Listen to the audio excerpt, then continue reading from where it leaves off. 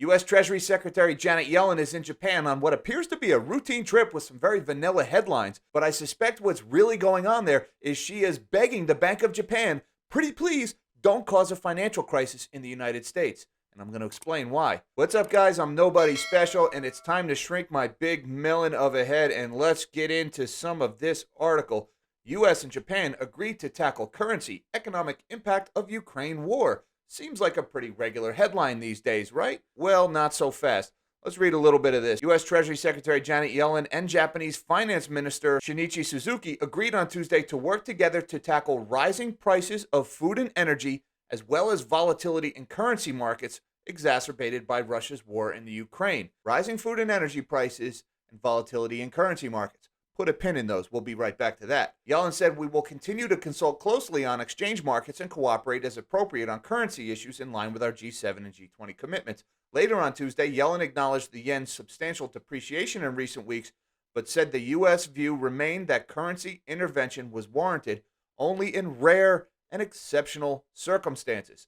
And remember, when these central bank or treasury types say they're not going to do something, it means they're probably about to do it. That was just one headline from this morning. We also got this one. Yellen meets with Japan's top central banker amid global economic challenges. Now, this article reads almost verbatim for the other article, but I just want to mention this one paragraph here. It says, in that context, the officials would also discuss divergent monetary policy trends in the United States and Japan and their likely implications, the official said. Divergent monetary policy. What are they talking about there? Well, unless you've been under the rock for the last couple of months, you know that the United States has recently gone from a very loose monetary policy with quantitative easing and ultra low interest rates. And then really since last fall, we've started to tighten. We have stopped printing money. We've started raising interest rates. And now we're engaged in quantitative tightening, or the destruction of money. The central bank in Japan, the BOJ, they are doing the opposite. They are actually in an ultra dovish mode, or a very loose monetary policy.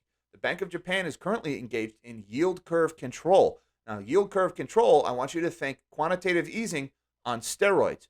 You see, in quantitative easing, like when the Federal Reserve used to print money, they would say we were going to print $30 billion a month and inject it into the bond market.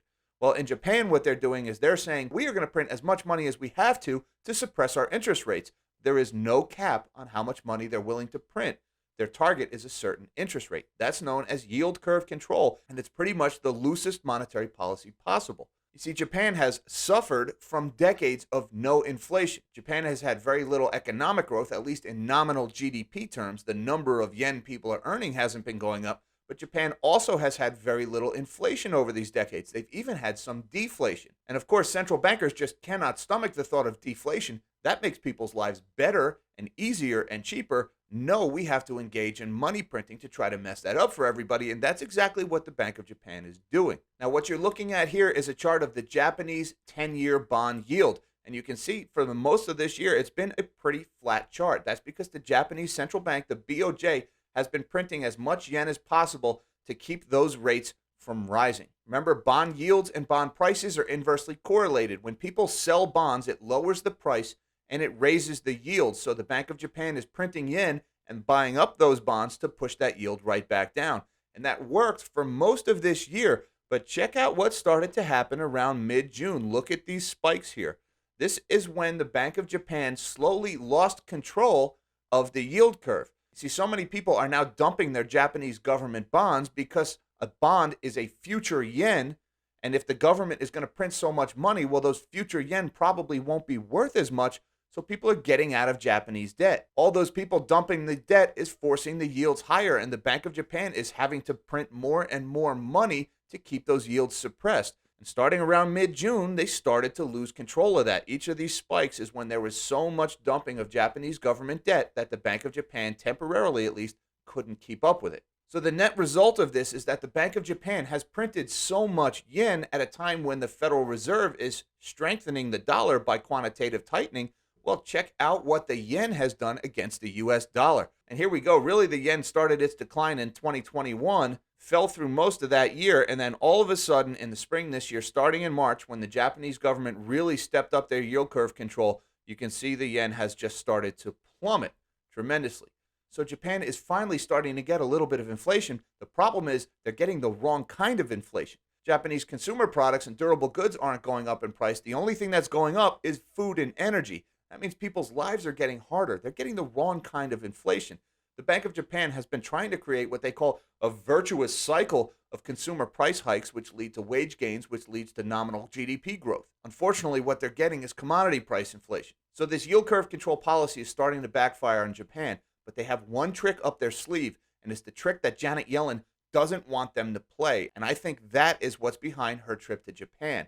Now, to understand that, we have to remember who actually owns American debt. Now, one of the most common misconceptions that I hear on this channel is that we owe all of this money to China, that China owns us, that the government has borrowed all our money from China. That's actually not the case. Shrinking my melon again. This is on thebalance.com, and this is all about where actual U.S. government debt is held. And you can see here on this pie chart, most of the U.S. government's $30 trillion in debt is actually held by the public. The single largest holder is the Federal Reserve, but a lot of it is actually held by pension funds and mutual funds and even government agencies. There's really only about $6.5 trillion of debt is held by other governments, foreign countries. Now, who are those foreign governments? Here we go. The largest single holder of U.S. Treasury debt in the world outside of the United States is none other than Japan. They actually hold $1.3 trillion of U.S. government debt, even more than China does. Again, it's a common misconception that we owe all this money to China. We only actually owe about $1 trillion to China. That's still a lot of money, but we owe considerably more to Japan. And this brings me to my point. The reason why I think Janet Yellen is in Japan is to try to convince the Japanese central bank not to dump that $1.3 trillion US dollars worth of US treasuries on the open market in an effort to prop up the yen. You see, one thing that the Japanese government can do is they can sell that $1.3 trillion in treasuries. They'll get dollars for them, and then they can immediately sell those dollars to buy yen. That will prop up the value of the yen. It's their secret weapon right now. The problem is, if the Bank of Japan does that, what will be the effect on us? Remember, bond yields and bond prices are inversely correlated. So if the Bank of Japan were to start dumping $1.3 trillion worth of U.S. treasuries, that will drive the price of those treasuries down and the yields of those treasuries up. Remember, U.S. Treasury yields, that is the federal government's borrowing cost, and Janet Yellen is the person in the federal government that's in charge of borrowing.